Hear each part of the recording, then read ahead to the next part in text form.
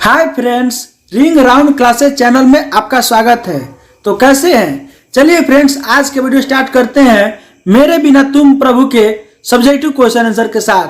तो इस चैप्टर का पहला प्रश्न है फ्रेंड्स, देवता मिलेंगे खेतों में खलिहानों में पंक्ति के माध्यम से कवि किस देवता की बात करते हैं और क्यों? उत्तर हो जाएगा फ्रेंड्स प्रश्नोक्त पंक्ति में। ठीक है, यानी ऊपर जो प्रश्न की पंक्ति के माध्यम से कवि जनता रूपी देवता की बात करते हैं फ्रेंड्स। यानी यहाँ पर देवता कौन है फ्रेंड्स? यहाँ पर जनता को ही वे देवता मान करके फ्रेंड्स यहाँ पर बात कर रहे हैं क्योंकि कवि की दृष्टि में कर्म करता हुआ परिश्रमी व्यक्ति ही देवता स्वरूप है। मंदिरों मठों में तो केवल मूर्तियां रहती है, वास्तविक देवता वे हैं फ्रेंड्स जो अपने कई परिश्रम से समाज को सुख समृद्धि उपलब्ध कराते हैं।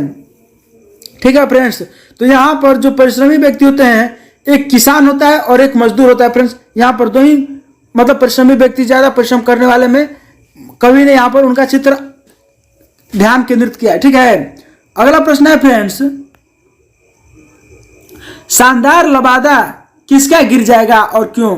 उत्तर है फ्रेंड्स कवि के अनुसार भगवत महिमा भक्त की आस्था में निहित होता है। ठीक है, भक्त भगवान का दृढ़ाधार होता है फ्रेंड्स, लेकिन जब भक्त रूपी आधार नहीं होगा तो स्वाभाविक है कि भगवान की पहचान ही मिट जाएगी फ्रेंड्स। भगवान का लबादा अथवा जो चोंगा है, यानी जो उनका यश है, जो कृति है, जो चारों तरफ फैली है फ्रेंड्स, वो गिर जाएगी। कहने का मतलब है फ्रेंड्स कि भक्त से ही भगवान की पहचान होती है और वही उनका दिन रात गुणगान करता है फ्रेंड्स। जब भक्त ही नहीं रहेगा तो भगवान का गुणगान कौन करेगा? जब भक्त गुणगान ही नहीं करेगा फ्रेंड्स तो भगवान मतलब कि निष्क्रिय है। ठीक है, इस प्रकार से कवि ने यहाँ पर देवता का जो है फ्रेंड्स प्रभु का चित्रित किया है। ठीक है, आपको इस पूरे चैप्टर में फ्रेंड्स बहुत ज्यादा मजा आने वाला है। आप लोग बस ध्यान से वीडियो को बिना स्किप किए देखते रहिए। कवि किसको कैसा सुख देता था?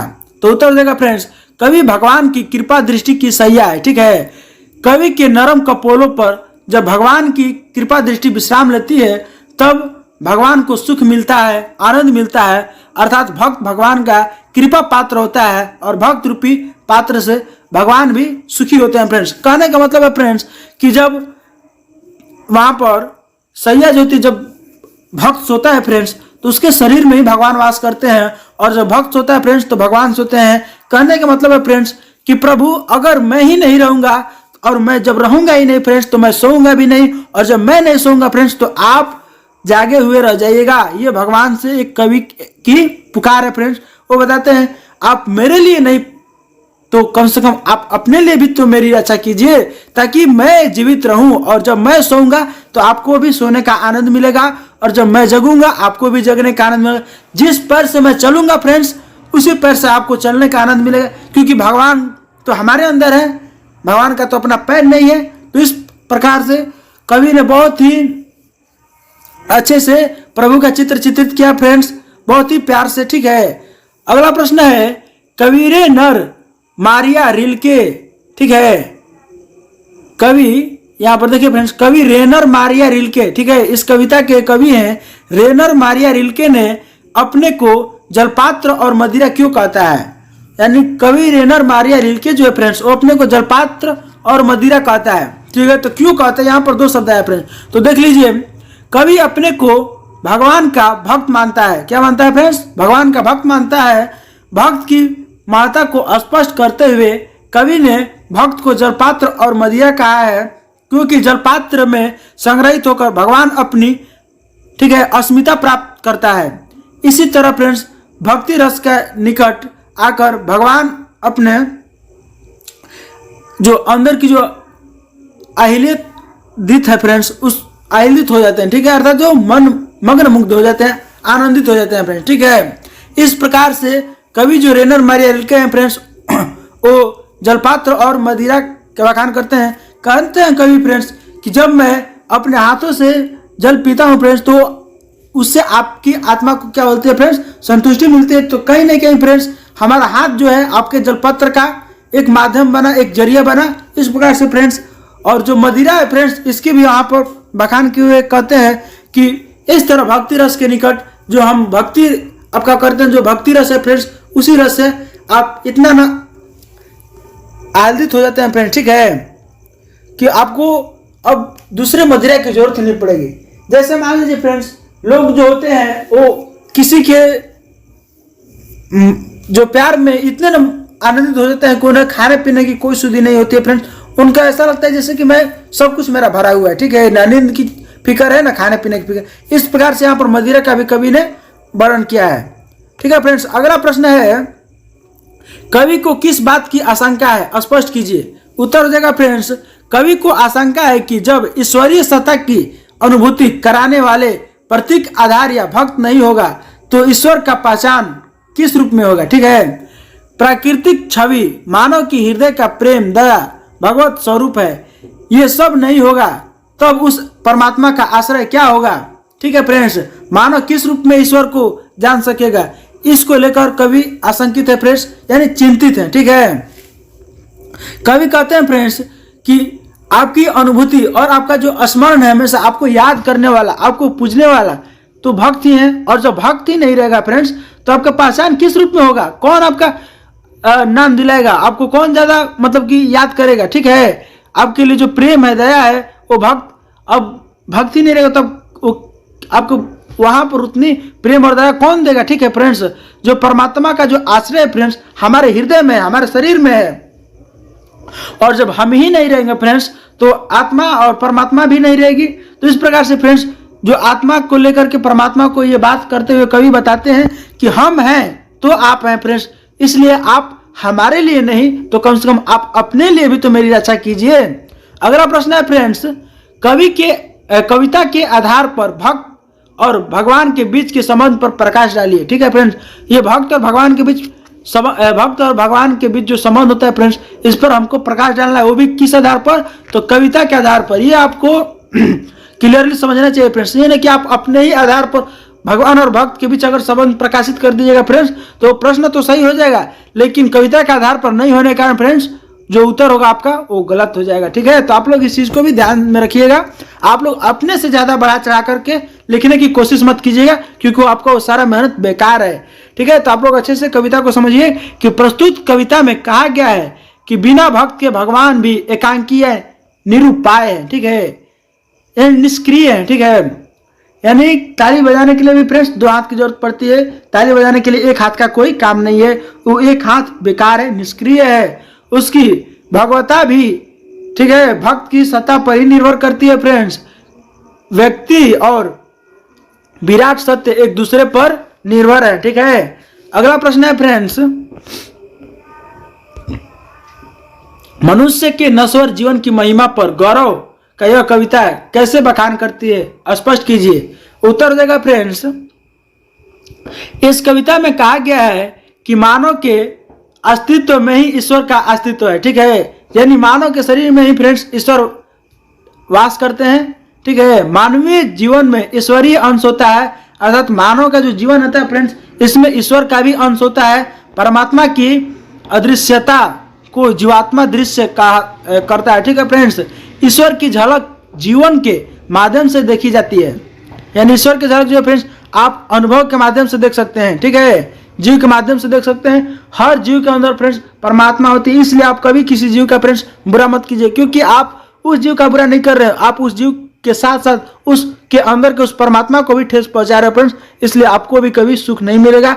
इसलिए आप कोशिश कीजिए फ्रेंड्स, आप जितना से जितना हो सके लोगों में प्यार स्नेह बांट कर रहिए, या किसी भी जीवों के साथ आप किसी को कष्ट ना दे फ्रेंड्स। अगला प्रश्न है, कविता किसके द्वारा किसे संबोधित है, आप क्या सोचते हैं। उत्तर देगा फ्रेंड्स, कविता में कवि भक्त के रूप में भगवान को संबोधित करता है। इसमें भक्त अपने को भगवान का आश्रय गृह स्वीकारता है, अपने में भगवान की छवि को देखता है और कहता है कि हे भगवान, मैं तुम्हारे लिए उतना ही महत्वपूर्ण हूँ जितना तुम मेरे लिए हो। इसलिए कवि के अनुसार उसके विचार की इस पुष्टि करते हैं कि हे भगवान, आप मेरे लिए नहीं तो कम से कम आप अपने लिए भी तो मेरी रक्षा कीजिए, ठीक है। उम्मीद करता हूं फ्रेंड्स आप लोग को ये बहुत अच्छे से समझ में आ रहा होगा। अगला प्रश्न है, कवि रेनर मारिया रिल्के रचित कविता मेरे बिना तुम प्रभु का सारांश अपने शब्दों में प्रस्तुत करें, ठीक है फ्रेंड्स। उत्तर देगा, भक्त कवि जो है रेनर मारिया रिल्के जी अपने प्रभु से कहते हैं कि प्रभु जब मेरा अस्तित्व ही नहीं रहेगा तब तुम क्या करोगे। ठीक है, यहाँ पर जो तुम है फ्रेंड्स, यहाँ पर एक स्नेह की भावना है। आप ये मत समझ लीजिएगा फ्रेंड्स कि कभी जो है भगवान को तुम कह करके संबोधित किए। ठीक है, मैं तुम्हारा ही जलपात्र हूँ, मैं ही तुम्हारा मदिरा हूँ। मैं जलपात्र टूटकर बिखर जाऊंगा और मदिरा जो है फ्रेंड्स वो सूख जाएगी, या मदिरा जो है वो स्वाधीन हो जाएगी, उसमें कोई आनंद ही नहीं रहेगा फ्रेंड्स। तब प्रभु तुम क्या करोगे। कभी अपने प्रभु से कहता है फ्रेंड्स कि मैं तुम्हारा वेश हूँ, यानी मेरी जो आकार है फ्रेंड्स, जो आपका आकार है वो मेरा ही आकार है। ठीक है, तुम्हारी वृत्ति हूँ मैं ही तुम्हारे होने का कारण हूँ। मैं तुझे खोकर अपना अर्थ खो बैठूंगा, मेरे अभाव में तुम गृह विहीन हो जाओगे। यानी मेरे घर के माध्यम से ही फ्रेंड्स वो बताना चाहते हैं कि आप जिस घर में रहते हैं वो मेरे ही माध्यम से घर में रहते हैं आप फ्रेंड्स। जब मैं ही नहीं रहूंगा तो आप बेघर हो जाइएगा, तब तुम निर्वासित सा अपना जीवन बिताओगे। ठीक है फ्रेंड्स, यानी निष्क्रिय तब तुम्हारा स्वागत कौन करेगा। प्रभु मैं तुम्हारे चरणों की पादुका हूं। ठीक है, मेरे बिना तुम्हारे चरणों में छाले पड़ जाएंगे। यहाँ पर पादुका का मतलब हो जाएगा फ्रेंड्स स्लीपर, मतलब चप्पल हो जाएगा। ठीक है, यानी कि जो मैं चप्पल पहनता हूँ फ्रेंड्स उसी माध्यम से आप, जब मैं चलता हूँ तो आप भी चलते हैं। अगर मैं नहीं रहूंगा और मैं जब चप्पल नहीं पहनूंगा फ्रेंड्स तो आप जब चलिएगा तो आपके पैरों में क्या हो जाएंगे फ्रेंड्स, छाले पड़ जाएंगे। ठीक है, तुम्हारे पैर जो है फ्रेंड्स बता रहे हैं कवि कि तुम्हारे पैर जो हैं वो लहू लुहान हो जाएंगे। ये कवि अपने अंतर व्यथा फ्रेंड्स प्रभु से कह रहे हैं, इसको उन्होंने अपनी कविता में प्रकट किया है। तुम्हारे पैर मेरे बिना कहीं भ्रांत दिशा में भटक जाएंगे फ्रेंड्स। ठीक है, और मैं जो हूँ वो सही दिशा में चलता हूँ। अगर आप, ठीक है, अगर मेरा पैर नहीं होगा तो आप अगर चलिएगा तो हो सकता है फ्रेंड्स आप रास्ता भूल जाएगा। इस चीज को कवि यहाँ पर बताते हैं। कवि अपने आराध्य से कहता है कि जब मेरा अस्तित्व ही नहीं रहेगा तब तुम्हारा संदार लबादा गिर जाएगा। यानी तुम्हारी यश और कीर्ति, तुम्हारी सारी शान मेरे होने पर ही निर्भर है। मैं नहीं रहूंगा तो तुम्हारी कृपा दृष्टि को सुख कहाँ से नसीब होगा। ठीक है, दूर की चट्टानों की ठंडी गोद में सूर्यास्त के रंगों को घुलने का सुख तुम्हें मेरे नहीं रहने पर कैसे प्राप्त होगा। ठीक है, कवि अपनी आशंका व्यक्त करता है और व्यक्त करते हुए कहता है कि मेरे बिना प्रभु शायद ही तीस कर सके। ठीक है, यानी मेरे बिना प्रभु तुम, इस कविता का सारांश यही है। ठीक है फ्रेंड्स, अगला प्रश्न है, आशय स्पष्ट कीजिए। जैसे यहाँ पर दिया है, मैं तुम्हारा वेश हूं, तुम्हारी वृत्ति हूं, मुझे खोकर तुम अपना अर्थ खो बैठोगे। ठीक है फ्रेंड्स, उत्तर हो जाएगा, प्रस्तुत पद्यांश में कवि ने भक्त को भगवान की अस्मिता माना है। भगवान का वास्तविक स्वरूप भक्त में है। ठीक है फ्रेंड्स, भक्त भगवान का सब कुछ है। भगवान का रूप, वेश, रंग, कार्य सब भक्त में ही नहीं थे फ्रेंड्स। जो भक्त का रूप है वही भगवान का रूप है, जो भक्त का वेश है यानी जो पहनावा है, जो कार्य है फ्रेंड्स, जो भक्त का है वही भगवान का है। भक्त के माध्यम से ही भगवान को जाना जाता है, उनके अस्तित्व की अनुभूति की जाती है फ्रेंड्स, की जा सकती है। कवि कहता है कि हे भगवान, मेरा अस्तित्व ही तुम्हारी पहचान है, मैं ही नहीं रहूंगा तो तुम्हारी पहचान भी नहीं रहेगी। अर्थात जब मैं समाप्त हो जाऊंगा उसी समय आपकी भी जो पहचान है फ्रेंड्स समाप्त हो जाएगी। अर्थात भक्त से अलग रहकर, ठीक है, भक्त से अलग रहकर, भक्त को या खो करके भी भगवान को अपना अर्थ, अपना मतलब, अपनी पहचान खो देंगे। भक्त के बिना भगवान की कल्पना नहीं की जा सकती है फ्रेंड्स। इसी चीज को इस पंक्ति के माध्यम से कवि बताना चाहते हैं। ठीक है, अगला प्रश्न है फ्रेंड्स, कविता के आधार पर भक्त और भगवान के बीच संबंध पर प्रकाश डालिए। ठीक है फ्रेंड्स, उत्तर हो जाएगा, ये प्रश्न हम शायद आपको ऊपर भी बता चुके हैं, एक बार फिर से बता दे रहे हैं कि प्रस्तुत कविता में कहा गया है कि बिना भक्त के भगवान भी एकांकी या निरुपाय है, उसकी भगवता भी भक्त की सत्ता पर निर्भर करती है फ्रेंड्स। ठीक है, अर्थात बिना भक्त के भगवान के कोई परिचय नहीं है। व्यक्ति और विराट सत्य एक दूसरे पर नहीं निर्भर करते हैं फ्रेंड्स।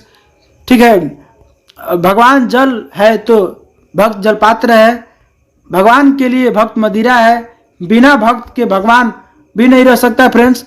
ठीक है, और भक्त ही भगवान का सब कुछ है और भक्त के लिए भगवान सब कुछ है। ठीक है फ्रेंड्स, भक्त के लिए भगवान सब कुछ है और भगवान के लिए भक्त ही सब कुछ है।